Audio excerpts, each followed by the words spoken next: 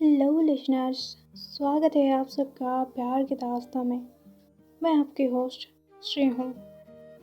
चलिए आते हैं हमारी कहानी पर। अजनबी। तो लास्ट पार्ट में हमने सुना था लावण्य एंड रिद्धि केवंझर घूम कर आने के बाद खाना खा कर सो जाते हैं और दूसरी तरफ कीर्ति भी सो गई थी। अब आते हैं आज की पार्ट पर। तो सीधा स्टार्ट करते हैं सुबह के वक्त से। महर उठ गई थी। आज उसकी कॉलेज बंद थी, इसलिए वो फ्रेश होकर किचन में जाती है, चाय बनाती है। एक कप चाय अपने माँ को देती है। फिर वो एक और कप अपने लिए लेकर अपने कमरे में चली आती है। विंडो के पास खड़ी होकर चाय पीने लगती है।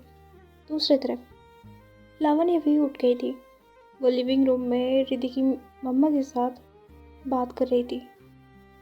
लावण्य कहती है, आंटी ये टाउन बहुत अच्छा है, सच में मज़ा आ गया घूमकर कल।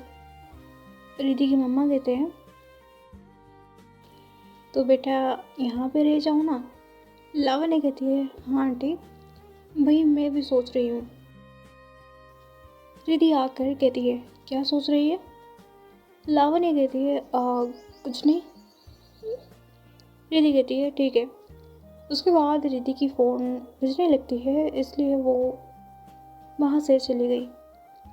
लावण्य कहती है, आंटी मैं यहाँ शिफ्ट हो जाऊँगी, पर यहाँ मैं नहीं रहूँगी। रिद्धि की मम्मा सीरियस हो जाते हैं। क्या मतलब यहाँ नहीं रहोगी? तुम मेरी बेटी हो।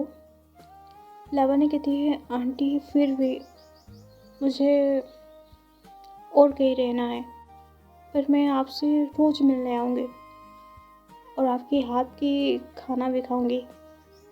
लावण्य रिक्वेस्ट करती है, तब जाके रिद्धि की मम्मा मान जाते हैं, ठीक है तेरी जो मर्जी। उसके बाद लावण्य अपने कमरे में चली जाती है। अपनी फ़ोन को देखती है जो कि डेड होके पड़ा था। वो चार्ज पे लगाती है। फिर रिद्धि के पास जाती है, जो कि अभी भी कॉल पे बात कर रही थी। लावण्य कहती है, रिद्धि भाभी से बात कर रही है क्या? रिद्धि अब लावण्य को देखती है। हाँ क्यों, बात नहीं कर सकती? लावण्य कहती है, हाँ तो इतना भड़कने की क्या ज़रूरत है, मैं तो बस तुझे कुछ कहने आई थी। ओके मैं जा रही हूँ। रिद्धि कहती है, ठीक है। उसके बाद लावण्य रिद्धि के कमरे से निकल जाती है। अब वो फिर से रिद्धि की मम्मा के पास जाती है। आंटी मुझे कुछ काम है, मैं बाहर जाके आती हूँ। रिद्धि की मम्मा कहते हैं, हाँ बेटा तुम जाओ। अब लावण्य एक घर देखने के लिए गई थी, जो कि वो रहने वाली है, वो भी उसकी बुलेट से। वो पहले एक घर देखती है, पर उसे ज़्यादा पसंद नहीं आती। फिर वो एक और जगह जाती है, एक और घर देखने के लिए। लावण्य उस घर पर जाने के बाद घर के ओनर कहते हैं, बेटा ऊपर का कमरा खाली है, तुम चाहो तो रह सकती हो, सामान वगैरह सब है, बस तुम्हें रहना है और खाना वगैरह तुम साइड में एडजस्ट कर सकती हो। लावण्य जाती है उस कमरे में। रूम बहुत अच्छी थी। लावण्य विंडो के पास जाती है। विंडो पे बहुत सुंदर व्यू था, पर आगे किसी की घर थी शायद, जो कि उसकी रूम लेवल और एक रूम थी, ज़्यादा पास नहीं ज़्यादा दूर भी नहीं। लावण्य को रूम पसंद आ जाती है। वो एडवांस पेमेंट करके वहाँ से निकलने लगती है। ओनर पूछते हैं, बेटा तुम करते क्या हो? लावण्य कहती है, I am a photographer, but अब मैं एक कंपनी में जॉब करती हूँ। कुछ दिन पहले ही मेरी ट्रांसफ़र यहाँ हो गई है। घर के ओनर कहते हैं, ठीक है बेटा, तुम यहाँ पर कब से रहने वाली हो? लावण्य कहती है, कल या परसों मैं आ जाऊँगी। अब आते हैं कीर्ति पर। वो अब पढ़ रही थी। पढ़ने के बाद वो अपनी डायरी में कुछ लिख रही थी। पर एक चीज़ तो थी, कीर्ति ने लावण्य का मैसेज का रिप्लाई देने के बाद उसने फ़ोन को दोबारा चेक नहीं किया था, रिप्लाई आया कि नहीं कीर्ति ने ये ध्यान ही नहीं दिया था। कीर्ति अपने फ़ोन पे गाना सुन रही थी। दूसरी तरफ लावण्य दीदी के घर पर जाती है, बैठती है। उसने अपने फ़ोन को ऑन किया। ऑन होते ही नोटिफिकेशन वगैरह आने लगती है।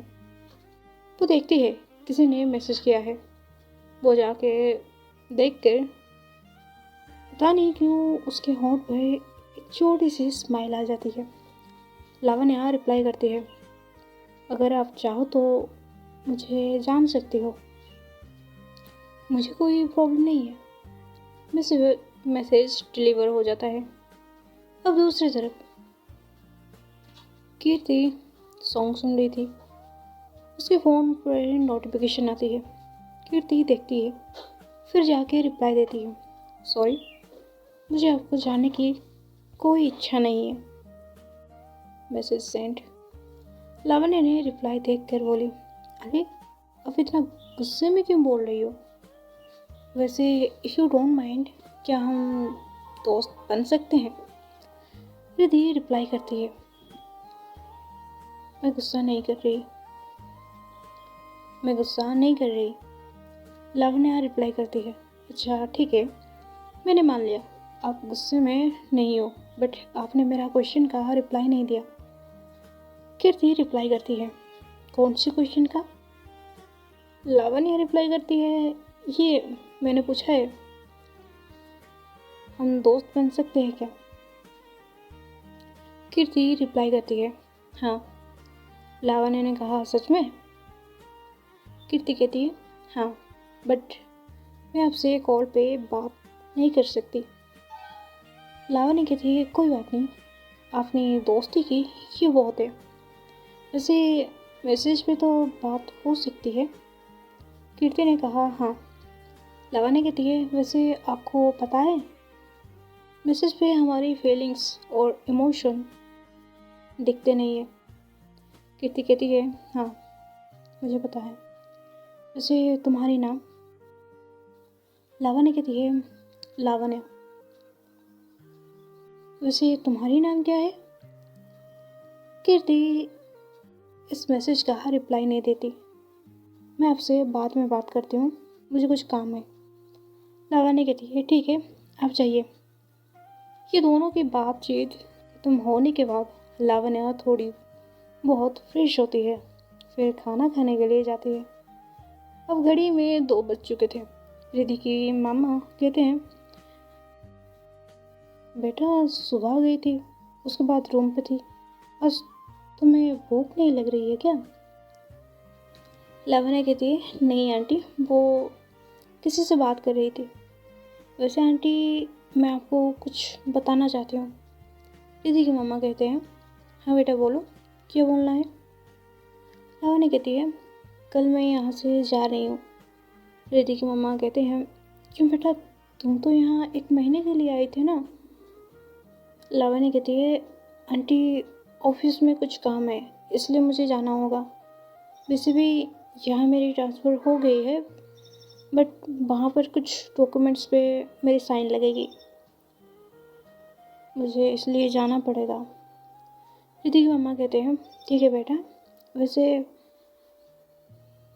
आंटी इस बात को रिद्धि को बता देना, क्योंकि मुझे आज रात में निकलना है। लावण्य कहती है। रिद्धि की मम्मा कहते हैं, हाँ कह दूँगी मैं। लावण्य खाना खा चुकी थी, इसलिए वो अपने रूम में जाती है, अपने कपड़े वगैरह पैक करती है, फिर आके बेड पर बैठ जाती है। उसके बाद वो कुछ देर के लिए सो जाती है। दूसरी तरफ कीर्ति को उसकी माँ ने बुलाया था, इसलिए वो अपनी माँ के पास गई थी। कीर्ति अपनी माँ की हेल्प कर रही थी। कुछ देर बाद वो अपने कमरे में जाती है। उसे नींद आ रही थी पर वो नहीं सोती, क्योंकि कुछ लोग होते हैं ना जिनको अगर वो दिन में सोते हैं तो रात में उन्हें नींद नहीं आती। उसने सोचा, मैंने दोस्ती के लिए हाँ कहकर सही किया।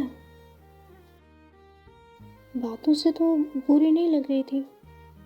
कीर्ति लावण्य की आईडी पे जाती है, सारी पिक्चर्स को वो देखने लगती है, पर उसे लावण्य की एक भी पिक्चर नहीं दिखती, सिर्फ नेचर की पिक्चर्स थी। वो लावण्य की आईडी देखने के बाद फ़ोन को साइड में रख देती है। अब टाइम को थोड़ा स्किप करते हैं। घड़ी में 8 बज चुकी थी। लावण्य खाना खाती है, फिर 9 बजे के आसपास वो निकलती है अपने घर पर जाने के लिए। पर यह बात अभी तक रिधि को पता नहीं है। लावण्य चली जाती है। रिधि किसी काम से लावण्य के कमरे में जाती है तो उसे पता चलता है कि लावण्य उसके कमरे में नहीं है। उसे लगा शायद लावण्य उसकी मम्मा के कमरे में होगी, इसलिए वो जल्दी से अपनी मामा के कमरे में जाती है। फिर वो वहाँ देखती है लावण्य वहाँ पर भी नहीं है। फिर रिधि पूछती है, मामा आपने लावण्य को देखा है क्या? वो उसके कमरे में भी नहीं है। रिधि की मामा कहते हैं, वो तो चली गई। रिधि कहती है, चली गई? पर कैसे, मुझे बिना बताए?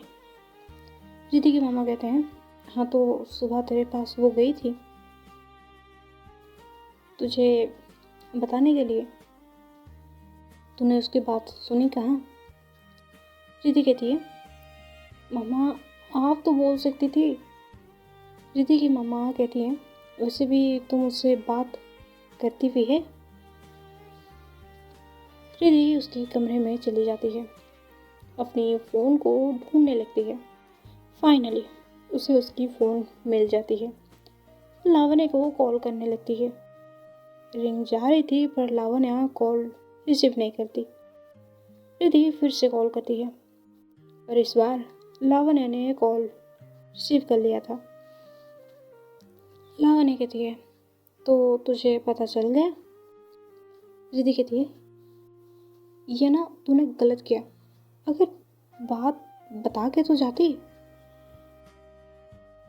पता है मैं परेशान हो गई थी तेरे लिए, तुझे घर पे ना देख कर। लावण्य कहती है, सॉरी यार।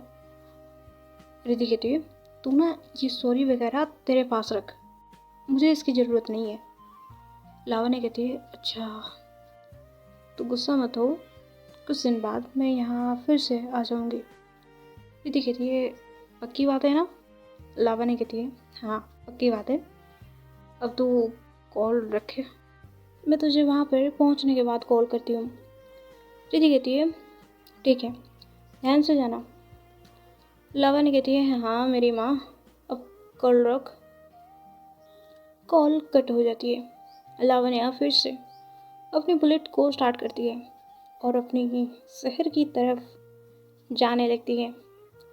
तो आज की पार्ट यहीं तक। वैसे एक सवाल है, वैसे आप सबको क्या लगता है, कीर्ति उसके नाम बताएगी लावण्य को या फिर नहीं?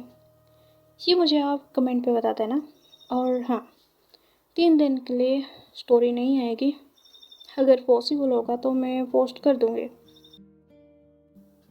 तो आज के लिए यहीं तक। राधे राधे।